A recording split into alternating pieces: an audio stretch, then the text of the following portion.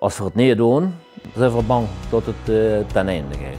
Nou, ik kreeg een belletje van de voorzitter en dan zei er, Lei Kenneveer dit, Kenneveer Rian Mid organiseren. Toen heb ik gezegd van, als we het willen organiseren, dan moeten we het nu doen, want die kans krijgen we nooit meer. Om alles voorbereid te krijgen wordt best wel stressvol. Wind, weersinvloeden, zenuwen.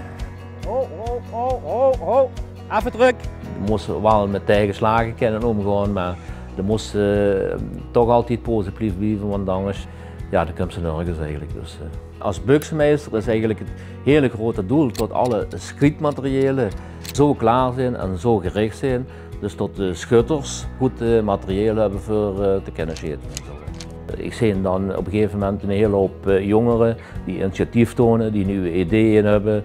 Dat is voor mij dan eigenlijk de kroon op het werk, eigenlijk, wat ik altijd gedaan heb. Dus. Ja, dit is de oudste traditie wat we hebben eigenlijk. Hè. Ja, en die zal er eigenlijk altijd moeten blijven. Dus,